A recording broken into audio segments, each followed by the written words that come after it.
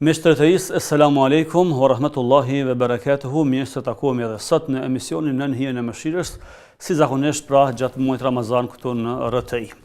Për sot do të dëgjojmë apo do të flasim për temën dëshmitë e profecisë së Muhamedit sallallahu alaihi wasallam bashkë me Hoxhën Jusuf Kasratin. Hoxh, selam aleikum, mirë se erdhe. Wa alaikum salam wa rahmatullah. Faleminderit për ftesën. Allah shpëlbeft edhe juaj që jeni pjesë e këtij emisioni. Para se dalim tek tema, si po shkon atmosfera Ramazanit në përgjithësi? Përgjithësi, një atmosferë shumë e mirë, shumë e këndshme, si gjithherë në Ramazan, gjithë muslimanët me zipresin me ardhë ky muaj i bekum, gjithashtu nuk dojnë me përfundu ky muaj për shkak se kanë dëshirë që i gjithë viti me kanë në Ramazan. Allah në mundësoft me ba ibadet sa ma shumë, ashtu që është Allah i kënaqur me ne, edhe me dalë fasibar. Allahumma amin. Atëherë po dalim tek tema, meqense edhe gjatë bisedës private thamë që është temë e gjatë dhe koha s'ka më në mjaftu, por do mundohemi pika shkurta padyshim. Fillimisht na tregon se a është e vështirë të dallohet një profet i vërtet nga një profet i rrejshëm. Bismillah, alhamdulillah, wassalatu wassalamu ala rasulillah, wa ala alihi wa sahbihi wa man wala.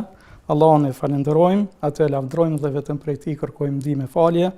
Atë që Allahu uzon s'ka kush që humb, ndërsa atë që Allahu e lën humbje s'ka kush që uzon. Dëshmoj se Allahu është i vetmi që meriton të adhurohet dhe se Muhamedi sallallahu alaihi wasallam është rob dhe i dërguar i tij. Faktikisht shumë njerëz mendojnë se është vështirë të dallohet një profet i vërtet nga një profet i rrejshëm, mirëpo në fakt nuk është aq vështirë sa mendojnë njerëzit. Për shkak se profeti i rrejshëm duhet të jetë njeriu më i keq, për shkak se ai shpif ndaj krijuesit.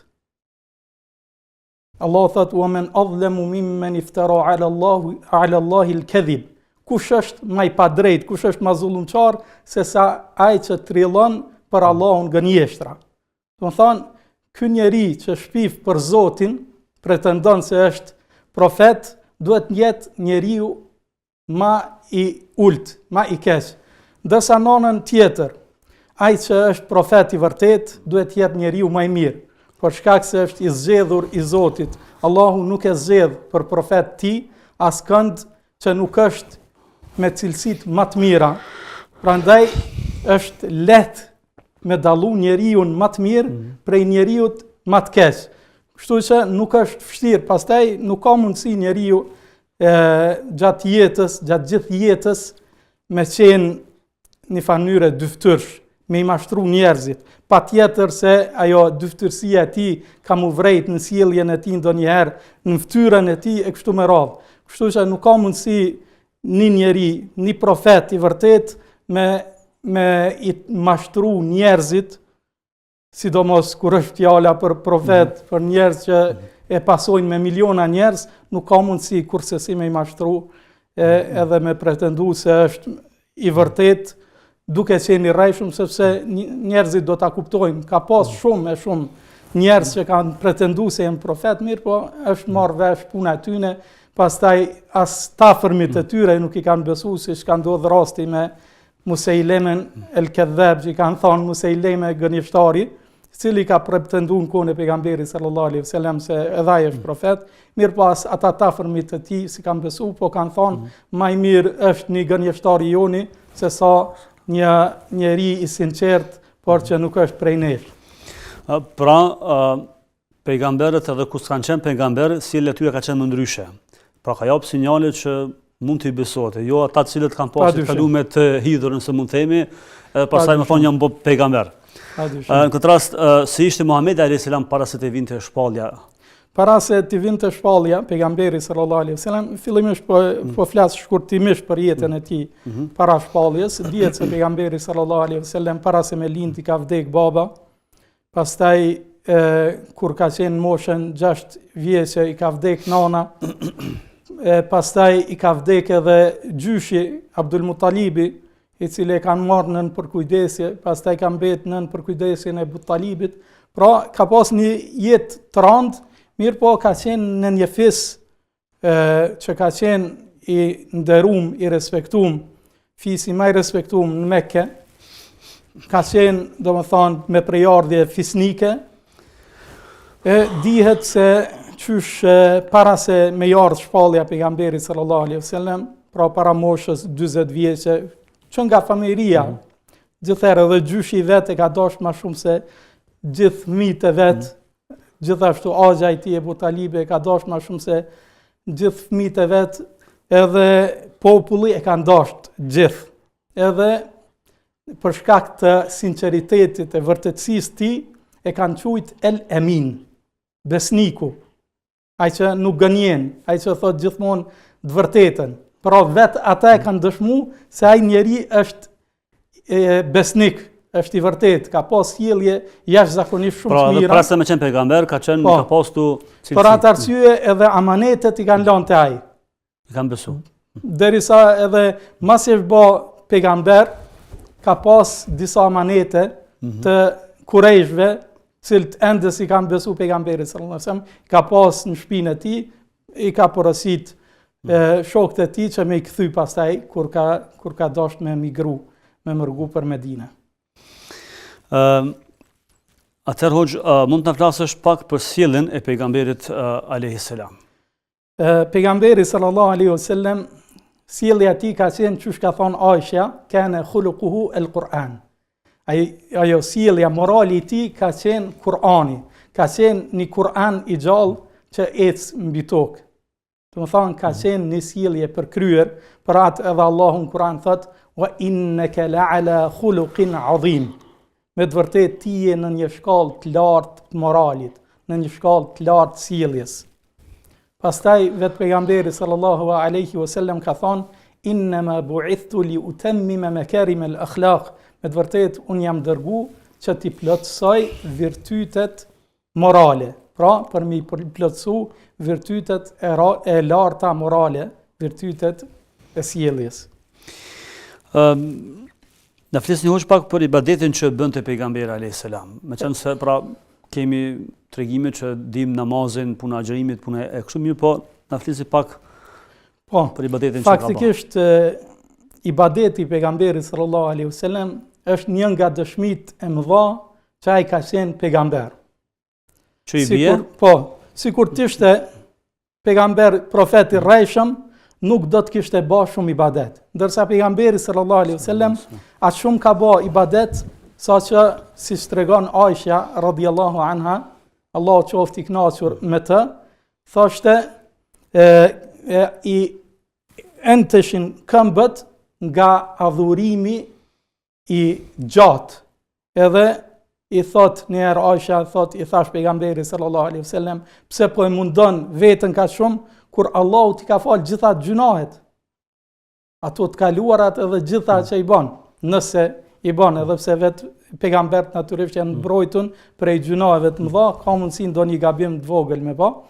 Mirë po i ka thonë kështu, pse po e mundon veten kaq shumë, se ka pasur ju kanë ajt kam duke bë ibadet shumicën e natës, ka thonë efela ekunu abdan shakura, atë mos jem rob falendërues. Pra, edhe është rasti tjetër kur Hudhaifa radhiyallahu anhu thot një herë fillova me u fal me pejgamberin sallallahu alaihi wasallam, një natë thot edhe filloj me lezu surën Al-Baqara mas El-Fatihas. Edhe thash i lexon një ajete dhe ndërpren. Pastaj tha vazhdoj. Pastaj lexoj surën An-Nisa, pastaj surën Ali Imran. Do të thonë, pastaj ran ruku edhe ndajti aq gjatë sa ndajti në qiyam duke qenë në kamp. Do të thonë, aq gjatë është fal pejgamberi sallallahu alaihi wasallam. Gjithashtu edhe Ibn Mesudi njëjtë radhiyallahu anhu thot një herë fillova mu fal me pejgamberin sallallahu alaihi wasallam, edhe u fal aq gjatë sa që më shkoi mendja për keq. Kam pyet çka të shkoi mendja, ka thonë shkoi mendja me ndërprej namazin me lan pejgamberin sallallahu alaihi wasallam. Do të thonë, ka qenë ai sikur të mos ishte pejgamber, nuk do ta mundonte veten duke adhuruar Allahun ditë e natë në atë formë. Kisha pas dëshirë para kësaj me fol edhe për sinqeritetin e pejgamberit sallallahu alaihi wasallam. Si ka qenë sinqeriteti i tij dhe si ka qenë trajtimi i tjerëve, edhe pse vetëm folëm pak a shumë, mirë po kam qef në këtë pikë me u zgjeru pak. Kur pasi është bë pejgamber Muhamedi sallallahu alaihi wasallam,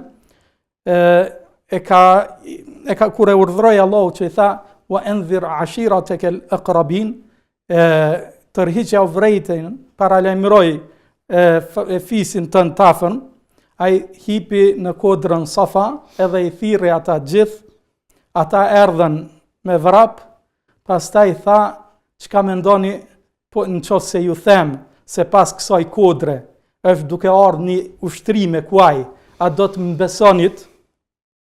Ata thanë po, ma jarrabna alejke kadhiba, kur nuk kemi pa ndonjë gënjeshtër, asnjëherë nuk ka ndodhur që ti me gënjy.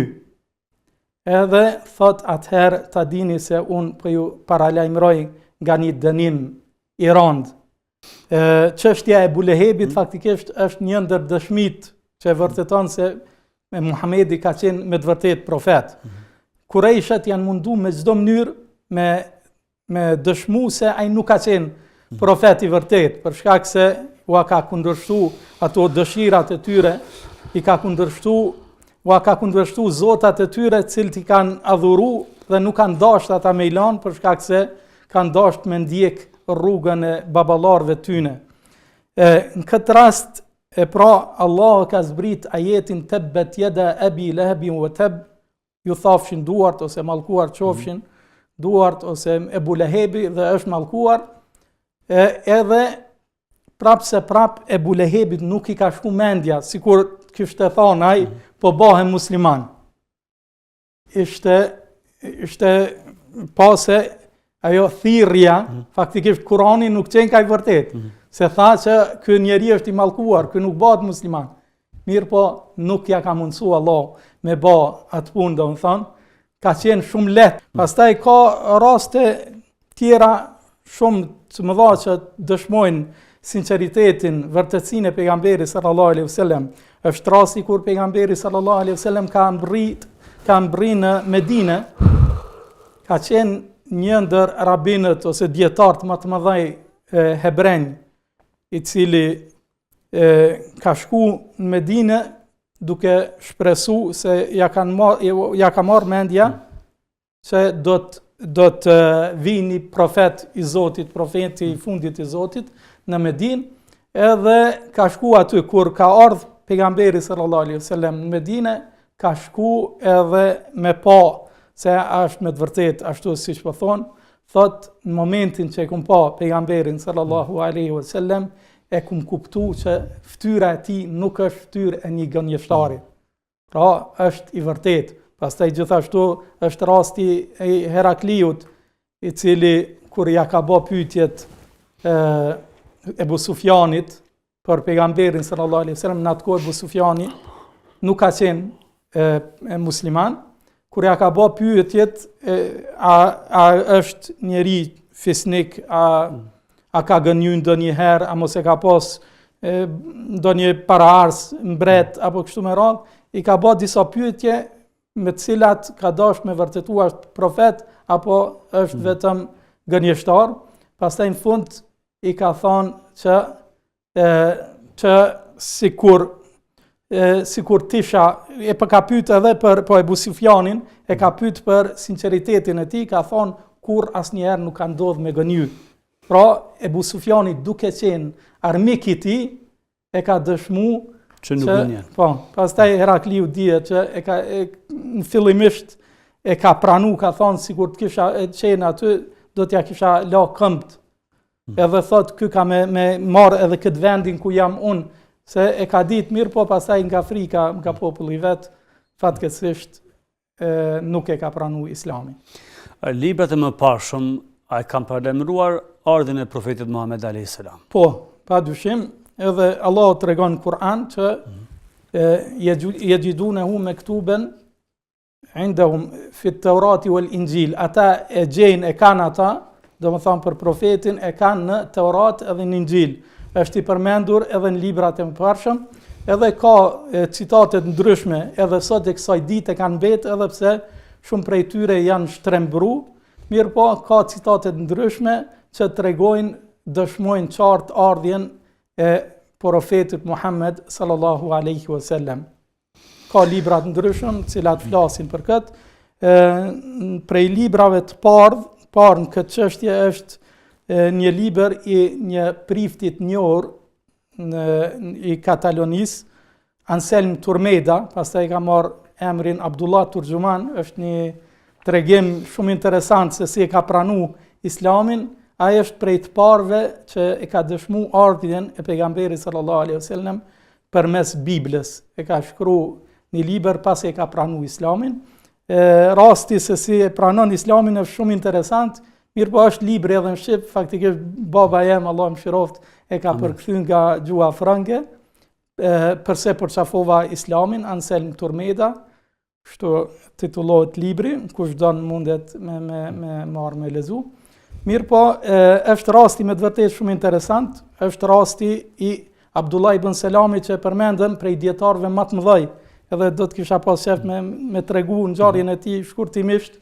Ai kur ka ardhur pejgamberi sallallahu alaihi wasallam, i ka besu pejgamberi sallallahu alaihi wasallam, e ka pasur që është me të vërtet profet i vërtet. Mirë po, i ka kërku një kërkesë pak çuditshme pejgamberi sallallahu alaihi wasallam, ka thonë nuk du me marrë vesh hebrejnë populli im që janë ba musliman para se me i pyet, kam qef që me i pyet ata që ka mendojnë për mu. Se nëse i tregoni para se do me thonë i pyetni pasi të tregoni që janë ba musliman, do të flasin keq. Edhe shkon pejgamberi sallallahu alaihi wasallam, ashtu vepron, i pyet hebrejt atje në Medinë, thotë çka mendoni për Abdullah ibn Selamin, kush është ai? Thoj, është njeriu më i ditur, biri njeriu më të ditur, njeriu më i mirë, biri njeriu më të mirë. Do të thonë ka qenë më i miri i tyne, edhe Allah ka zgjedhur që më bë musliman. Ky njeri vazhdimisht i ka këshillu hebrejt, i ka thonë që ka ardhur koha e ardhjes një profeti. Faktikisht vetë hebrejt që kanë shkuar në Medinë kanë shkuar për atë qëllim, mirë po kanë menduar se profeti do të jetë prej tyre. Kur ka dalë prej arabëve, shumica nuk e kanë pranu për shkak se kanë pasur urrëtie të mëdha ndaj arabëve, edhe pse e kanë ditë faktikisht. Edhe është rasti me babain e Safijes radhiyallahu anha, gruas së pejgamberit sallallahu alaihi wasallam, që ka qenë një princesh hebreje. Thot kur erdhi profeti sallallahu alaihi wasallam në Kuba, thot u erdhi migja dhe babai duke fol edhe ishin tepër të shqetësuar. Thot vazhdimisht më kanë dashur shumë, se herë më kanë pa, më kanë përqafuar kështu me radhë, mirë po thot as që më kanë vrejt që isha aty në atë moment, edhe thot e pyetën njëri tjetrin, thanë hue, është ky ai? Do të thonë, është ky ai profeti i cilin e pritnim? Thot babai, nëse nuk gaboj, i thot hue, po ai është. Thot mirë, e çka do të bëjmë? Thot adawatu ma daqina, do të armiqsojmë deri në vdekje, deri në fund.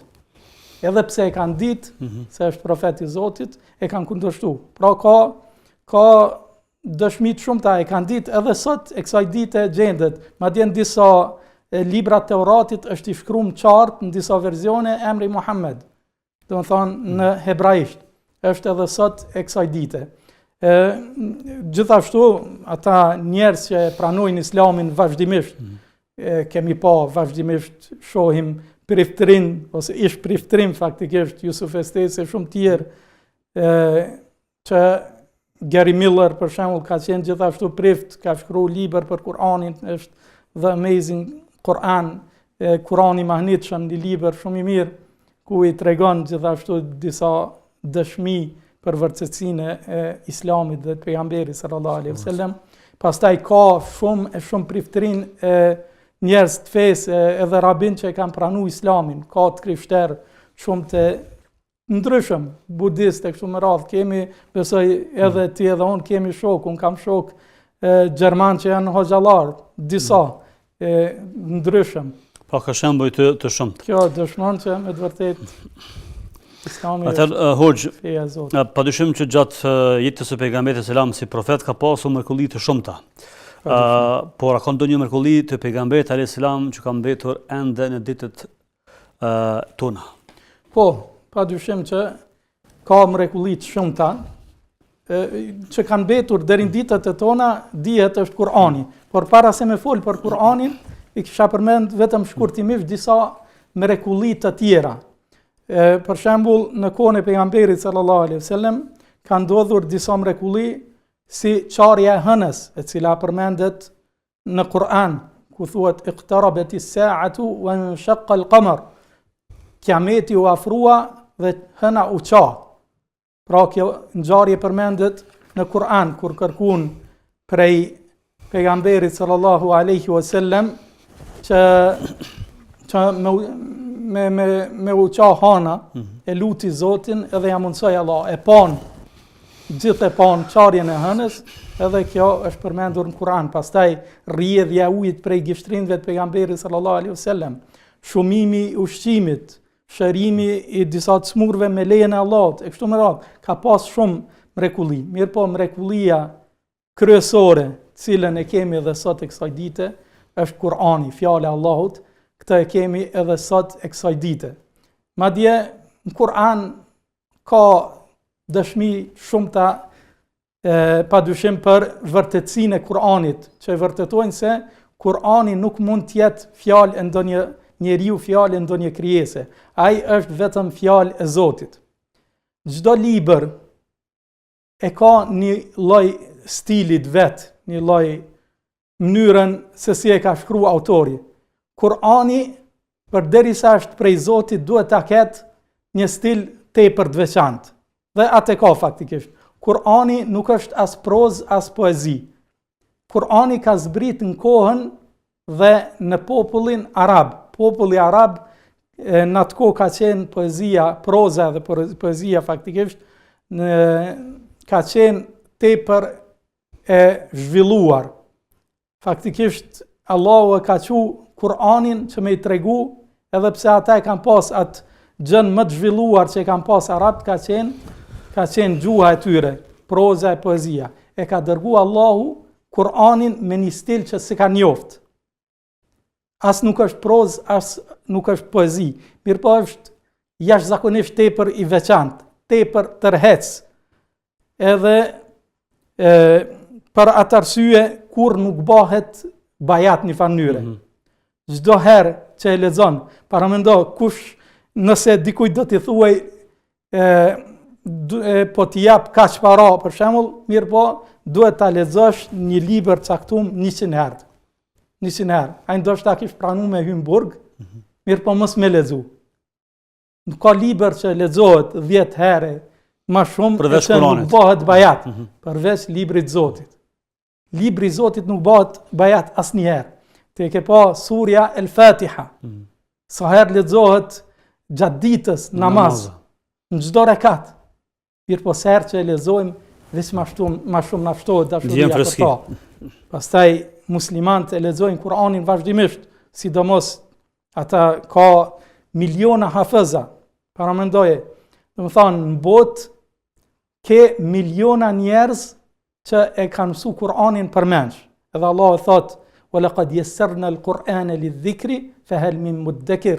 Ne e kemi lehtësu Kur'anin për të mësu, a ka dikush që merr mësim. Do thonë Allah e ka lehtësu Kur'anin dhe kjo gjë vrehet. She njerëz që nuk e din asnjë fjalë arabe, mirë po e din gjithë Kur'anin përmendsh, nuk është lehtë me mësu 600 faqe, sidomos kur është një gjuhë tjetër. Mirë po Kur'ani është aq i mirë sa që çdo kush që e dëgjon, edhe nëse nuk e kupton, e tërheq, e qetëson shpirtërisht, e vren që nuk ka mundësi që ky Kur'an të jetë fjalë e ndonjë njeriu. Për atë arsye edhe Kurajsht, kushdo që e ka dëgju, është ndiku. Për atë arsye shumë kush ka ndodhur, për shembull e kemi rastin e Omerit radhiyallahu anhu. Pak ajete të surës Taha ka ndiku në kohën kur ka shku me vra pejgamberin sallallahu alaihi wasallam, i ka dëgju prej motrës vet ato ajete edhe me një herë ka kuptuar që kjo është fe vërtet, e ka pranuar Islamin. Pastaj ka raste tjera të ndryshme, është rasti i Ebul Walidit Utbe ibn Rabi', i cili edhe pse s'ka qenë musliman dhe nuk është bë musliman, i kanë thonë, ai ka qenë prej njerëzve që e kanë njoftë më së miri prozën e poezinë në atë kohë, i kanë thonë shko te pejgamberi edhe kërko prej ti që këshur çka mundohu me me spraps prej asaj në cilën po thret. Ai i flet, i thot për çka ke nevojë, ja jep gjitha mundësit, a ke nevojë, a don me të bë pris, a don kështu, a don ashtu. Mirë po, pejgamberi sallallahu alaihi wasallam i thot, e faraghte ja Abul Walid, e mbarove, fillon me lezu një sure të Kur'anit, edhe ai dikur duke dëgju, thot ndal, se friksohet që po e kap ndonjë dënim. Kur kthehet, thojnë ata se u kthy Abul Walidi me një fytyrë tjetër, nga ajo me të cilën shkoi. Edhe i thonë ata, çka ka të re? Thot, wallahi, kum dëgju një fjalë që ka ëmbëlsi aq të madhe, ka një forcë tërheqëse tepër të madhe, që ajo është diçka që patjetër se do të mbizotroj, do të ngavnjej, e kështu me radhë, ka fol fjalë të mira, janë hidhur populli i tij, prej tij kanë thonë fol diçka keq për ta, se ai nuk e ka pas njëtën mu ba musliman. Do të thonë, është rasti tjetër, kur kanë shku Ebu Xehli, Ebu Sufjani, dikush një El Akhnes nëse nuk gaboj, kanë shku tinës me dëgju Kur'anin gjatë natës që e ka lexu namaz pejgamberi sallallahu alaihi wasallam, duke u fal, edhe kur janë shku aty janë taku me njëri tjetrin. E kanë bë pastaj, e kanë vendosur që mos me shku aty prap, kanë shku. Prap e kanë vendosur mos me shku, janë marrë vesh, mirë po s'kan mujt, ka tërheq atë shumë. Kjo është diçka që dëshmon se me të vërtetë Kurani është fjalë e Zotit. Kjo temë është me të vërtetë tepër e gjatë, e di që i kemi edhe shumë pak minuta, po më duket për Po në fakt nëse keni shtuar diçka, mund ta shoni një pjesë, po ndryshe padyshim që thamë edhe në fillim që është temë e gjatë dhe duhet ndoshta seri, padyshim për me përfunduar këtë temë. Po kisha pas shef edhe pak diçka më shtu. Kurani faktikisht i ka sfidu njerëzimin. Fillimisht i ka sfidu me sjell një Kur'an, sikurse Kur'ani nuk kanë arritur ta bajnë padyshim. Ka sfidu pastaj me sjell vetëm 10 sure të Kur'anit, nuk kanë mundur ta bajnë. I ka sfidu pastaj që të sjellin qoftë edhe një sure të Kur'anit, mirë po as këtë nuk kanë arritur ta bëjnë. Padyshim që kjo dëshmon që Kur'ani është fjalë e Zotit. Ka pas disa tentativa, mirë po kanë qenë çesharake, siç ka ndodhur me Musejlemin, është mundu me bë diçka sikurse Kur'ani, mirë po ka qenë shumë çesharake ajo që ka bë, edhe që nuk përmendet fare. Pastaj ka argumente shumëta, ka edhe mrekulli shkencore që e dëshmojnë se Kur'ani është me të vërtetë fjalë e Zotit, siç është çështja e embrionit, mrekullit shumëta, cilat përmenden në për librat ndryshëm. Po ashtu është me rëndësi të përmendet se Kur'ani që nga koha kur ka zbritur e deri më sot nuk ka ndryshuar as edhe një fjalë, as edhe një shkronjë. Është pikërisht ashtu siç e ka zbritur Allahu subhanahu wa ta'ala. Pa asnjë ndryshim. Pa asnjë ndryshim. Dhe kështu do të jetë deri në kiamet. Padyshim. Të Hoxha Allah shpëbleft që ishe pjesë e këtij misioni, me shpresë do të takojmë edhe herave të tjera. Faleminderit shumë. Allah shpëbleft edhe një herë, Allah i nderoft. Amin. Të nderuar miq të RTI, kaq për emisionin e sotshëm, takohemi në emisionin tjetër të radhës. Ju vazhdoni edhe me tutje të qëndroni me programet e RTI-s. Asalamu alaikum.